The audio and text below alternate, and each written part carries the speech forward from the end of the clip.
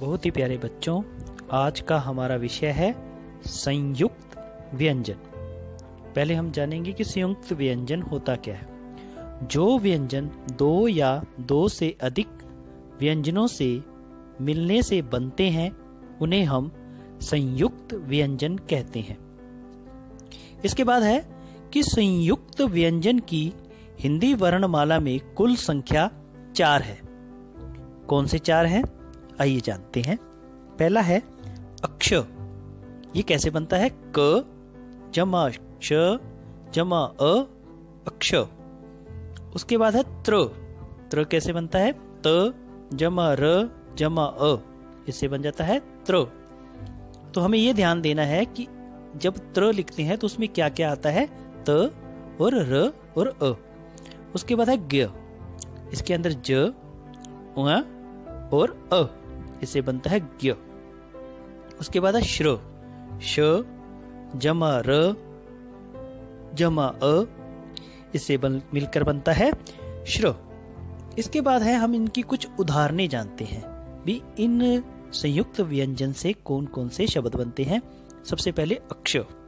अक्ष में मैंने क्या बताया था? क श और अ। तो पहला शब्द बनेगा मोक्ष, अक्षर, परीक्षा, क्ष, अध्यक्ष, समक्ष, कक्षा, मीनाक्षी, क्षमा, यक्ष, भिक्षा, आकांक्षा, परीक्षित। उसके बाद है शब्द था त्र। तो त्र में क्या क्या बनते हैं? त्रिशूल, सर्वत्र, पत्र, गोत्र, वस्त्र, पात्र, सत्र, चित्र, एकत्रित, मंत्र, मूत्र, कृत्रिम, त्रुटि। उसके बाद है ज्ञ। ज्ञ से बनता है ज्ञानी, अनभिज्ञ, विज्ञान, अज्ञात, यज्ञ, विज्ञापन, ज्ञाता, अज्ञान, जिज्ञासा, सर्वज्ञ, विशेषज्ञ, अल्पज्ञ।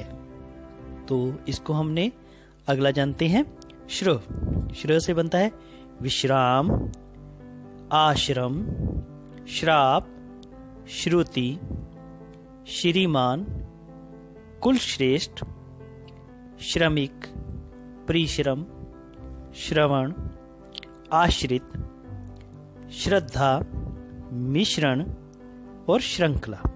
इसके बाद कुछ अन्य उदाहरणें भी जानते हैं जिसमें हम र का प्रयोग करते हैं, आधे व का प्रयोग करते हैं, आधे द और ध का प्रयोग करते हैं, आधे य और द का प्रयोग करते हैं। जैसे शब्द है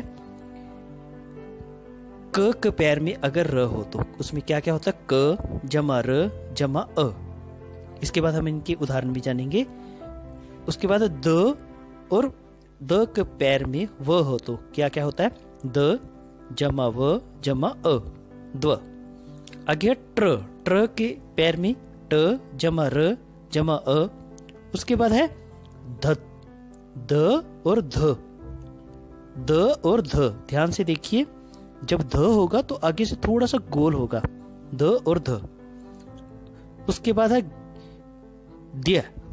इसके अंदर होगा, ये देखिए आप ध्यान से, इसको हम कई बार ध्यान नहीं देते, इसको ध लगता है, हमें घ भी लगता है। तो ये होता असल में क्या है? द जमा य। तो इसको कहते हैं हम द्य। जैसे हम शब्द लिखेंगे अब, क के पैर में र हो तो उससे बनता है क्रम, और द के पैर में अगर व हो तो जैसे द्वार, द्वारा। तो हमें ध्यान रखना है कि द के पैर में व है। उसके बाद ट के पैर में र, जैसे ट्रेन, ट्रैक्टर। उसके बाद है द के पैर में ध। ध जैसे युद्ध, युद्ध, ध और द। उसके बाद कर्मबद्ध, बुद्ध। तो इसमें ध्यान रखना है कि द और ध है।